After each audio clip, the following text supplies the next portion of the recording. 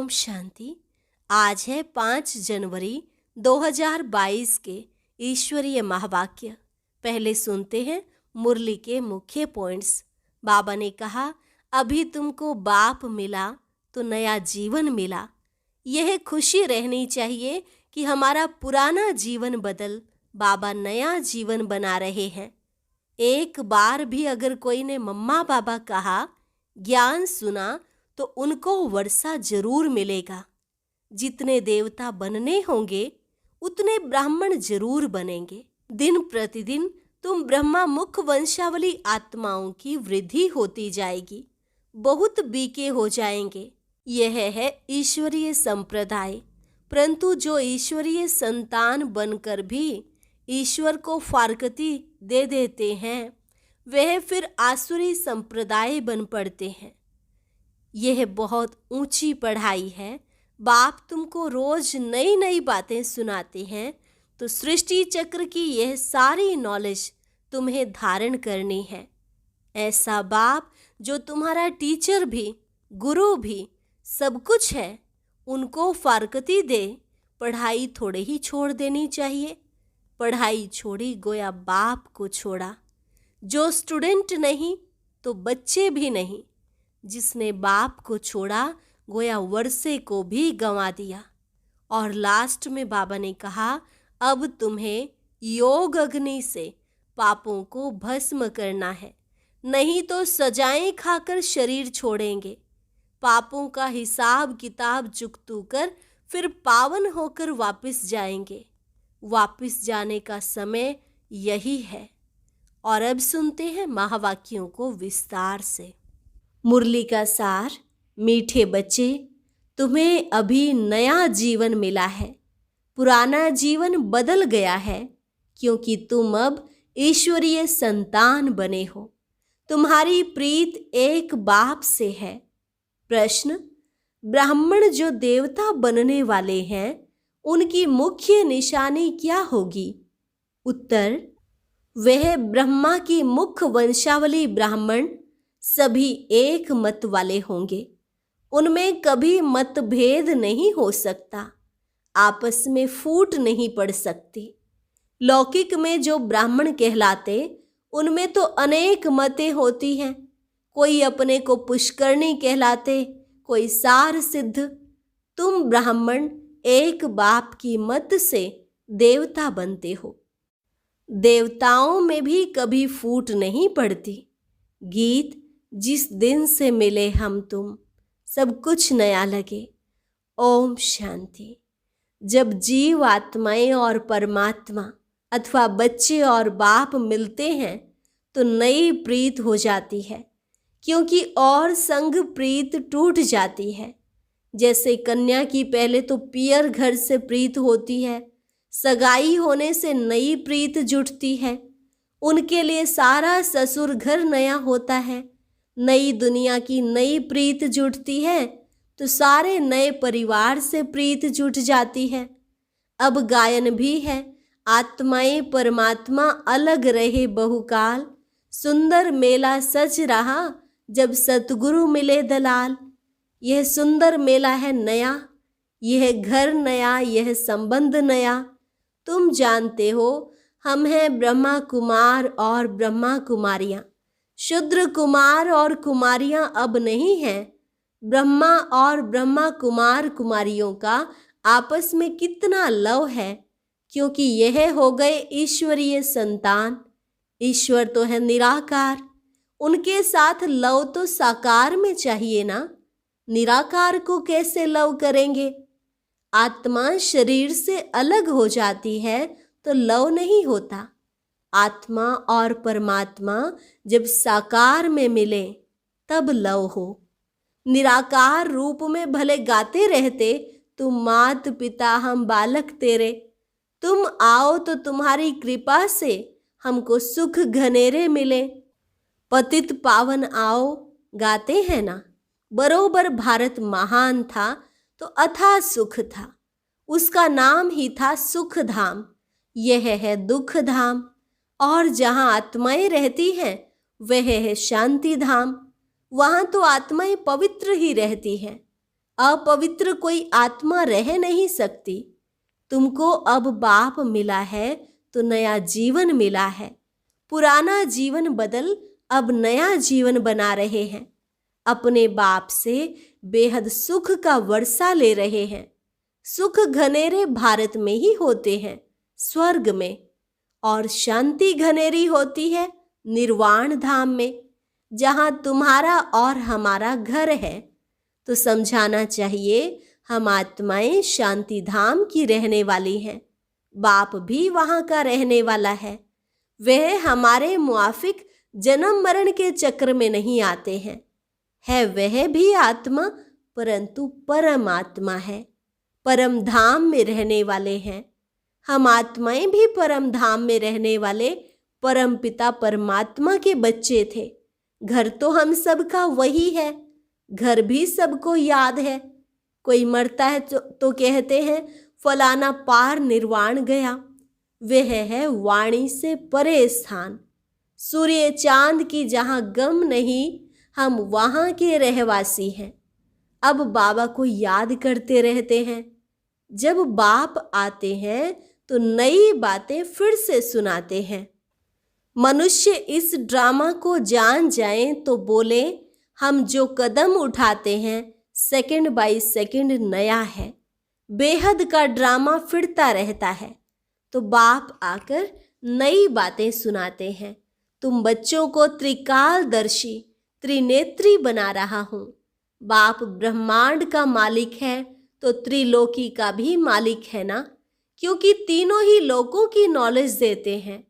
तुम त्रिलोकी के मालिक नहीं बनते हो, तुम विश्व के मालिक, महाराजा महारानी बनते हो।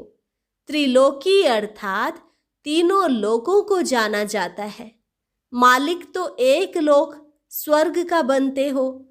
तो यह है नई नई बातें। बाबा के बच्चे बनते ही हैं वर्षा लेने के लिए। कोई को भी यह समझाना बड़ा सहज है। पूछो भगवान से तुम्हारा क्या संबंध है? भगवान तो है स्वर्ग का रचयिता, मात पिता है। भगवान को कभी नरक अथवा दुख धाम का रचयिता नहीं कहेंगे। परम पिता परमात्मा ब्रह्मा द्वारा स्वर्ग की स्थापना करते हैं। जरूर नई दुनिया स्वर्ग ही रचेंगे। परमात्मा ब्रह्मा द्वारा पहले ब्राह्मण धर्म रचते हैं, उनको राजयोग सिखलाते हैं, जो फिर ब्राह्मण से देवता बनते हैं। तो ब्रह्मा द्वारा ब्राह्मण, फिर विष्णु द्वारा दैवी धर्म होगा। इस समय तुम ब्राह्मण बनकर फिर क्षत्रिय भी बनते हो, विष्णु धर्म में जाते हो। अभी ईश्वरीय धर्म अथवा ब्राह्मण धर्म में आए हो, फिर भविष्य दैवी धर्म में जाएंगे। ब्राह्मण धर्म भी चाहिए ना। प्रजापिता ब्रह्मा द्वारा मुख वंशावली ब्राह्मण रचे, वह ठहरे बच्चे। सन्यासी भी मुख से रचते हैं, परंतु वह बच्चे नहीं रचते, वह फॉलोवर्स रचते हैं। उनको वंश नहीं कहा जाता। मुख से कहते हैं तुम हमारे फॉलोवर्स हो। वंश को तो वर्षा मिले, यह तो तुम बच्चे जानते हो। दिन प्रतिदिन ब्रह्मा मुख वंशावली की वृद्धि होती जाएगी। बीके बहुत होते जाएंगे। जितने देवताएं बनने होंगे उतने ब्राह्मण जरूर बनेंगे। परम पिता परमात्मा ब्रह्मा द्वारा मनुष्यों को ब्राह्मण सो देवता बनाते हैं, तो जरूर स्वर्ग के मालिक होंगे।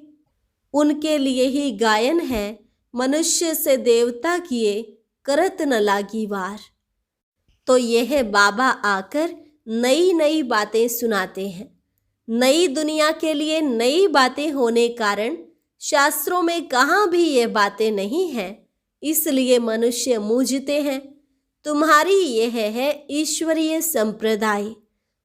परंतु जो ईश्वरीय संतान बनकर फिर ईश्वर को फारकती दे देते, वह फिर आसुरी संप्रदाय बन पड़ते हैं। एक बारी मम्मा बाबा कहा, ज्ञान सुना तो उनको वर्षा जरूर मिलेगा। मम्मा बाबा कहते रहते हैं, लिखते भी हैं, पिताश्री मातेश्वरी। प्रजापिता ब्रह्मा तो मशहूर है ना, शिव बाबा भी नामी ग्रामी है। आत्मा कहती है गॉड फादर। बाप कहते हैं मैं पहले पहले प्रजापिता ब्रह्मा को अडॉप्ट करता हूँ। यह ब्रह्मा की अडॉप्शन सब ब्राह्मण हैं, तो नई रचना हुई ना। जरूर बहुत होंगे, इतने सब विश्व से थोड़े ही पैदा हो सकते हैं। गाया भी जाता है प्रजापिता ब्रह्मा और जगदम्बा। ब्रह्मा भी एक, विष्णु भी एक, लक्ष्मी नारायण भी एक, जगदम्बा भी एक होती है। इन्हीं फीचर्स वाला फिर कभी नहीं देखेंगे। हर एक मनुष्य फिर कल्प बाद ही उसी फीचर्स में देखा जा सकता है। यहाँ तो एक ही को बहुत फीचर्स में बना देते हैं। यहाँ बहुतों के नाम राधे कृष्ण हैं, परंतु समझते थोड़े ही हैं। राधे कृष्ण तो स्वर्ग के फर्स्ट प्रिंसेस का नाम है। हम तो पतित हैं, हम यह नाम कैसे रख सकते हैं? तो शिव बाबा यह नई नई बातें सुनाते हैं। नई दुनिया के लिए यह नई बातें, नया ज्ञान है। बाप कहते हैं हमने ही कल्प पहले भी नई बातें सुनाई थी, अब फिर सुना रहे हैं। तुम अभी सुन रहे हो। तुम देवी देवता बन जाएंगे तो फिर यह ज्ञान खलास हो जाएगा। इतनी ऊंची चढ़ाई है, यह भी गाया हुआ है। आश्चर्यवत अपने बाप के बनंती सुनंती, औरों को सुनावंती, फिर भी अहो माया भागंती हो जाते हैं। फिर किसको यह कह भी नहीं सकते कि बीके के पास चलो। यह भी ड्रामा में नूंद है। Nothing new. बहुत आते और जाते रहेंगे। भट्ठी में बैठे हुए भी माया से हार कर भागंती हो गए। स्वर्ग में तो आएंगे, जैसा पुरुषार्थ किया है वैसा पद पाएंगे। अपने लिए व अपने संबंधी आदि के लिए कोई पूछे तो बता सकते हैं, खुद भी समझ सकते हैं कि इस हालत में क्या पद होगा। बाप बैठ समझाते हैं। दिल्ली में सब धर्मों की कॉन्फ्रेंस होती है। अब कॉन्फ्रेंस करते हैं कि सृष्टि पर शांति कैसे स्थापन हो, या आपस में मिलकर एक कैसे हो जाएं। एक तो हो न सके। रिलीजियस हेड की कॉन्फ्रेंस है, परंतु उनको तो पता नहीं है कि धर्म नंबरवार कैसे हैं। पहला नंबर धर्म कौन सा है?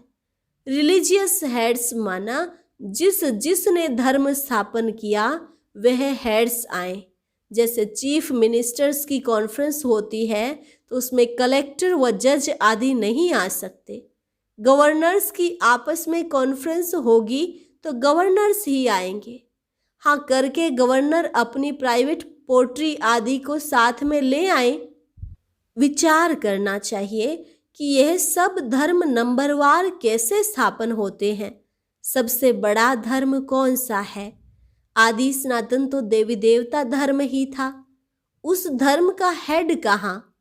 वह धर्म किसने स्थापन किया? कृष्ण तो अभी है नहीं तो फिर कृष्ण को मानने वाले चाहिए। वह है वल्लभाचारी।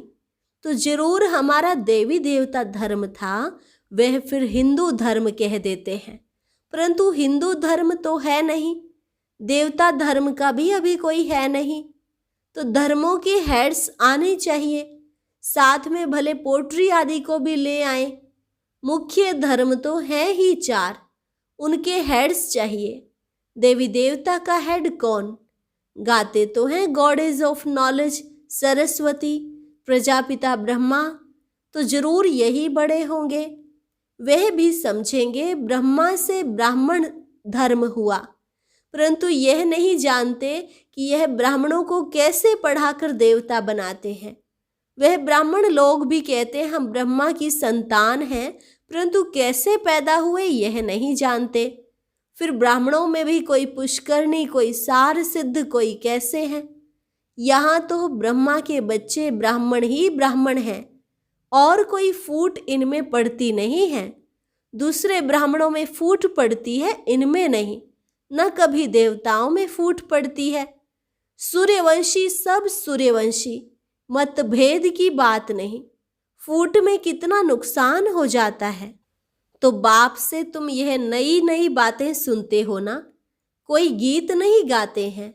नॉलेज देते हैं नए प्रकार की, सारे सृष्टि चक्र की नॉलेज देते हैं जो धारण करनी है। ऐसा जो बाप, टीचर, गुरु उनको फारकती दे, पढ़ाई थोड़े ही छोड़ देनी चाहिए। पढ़ाई छोड़ी गोया बाप को छोड़ा। स्टूडेंट नहीं तो बच्चे भी नहीं।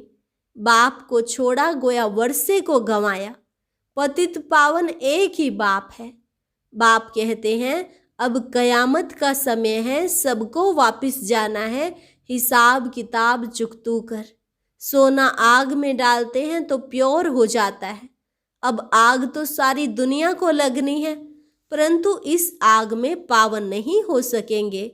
इसमें योग बल की बात है, या तो फिर सजाएं खाकर शरीर छोड़ेंगे। हिसाब किताब चुकतू होगा।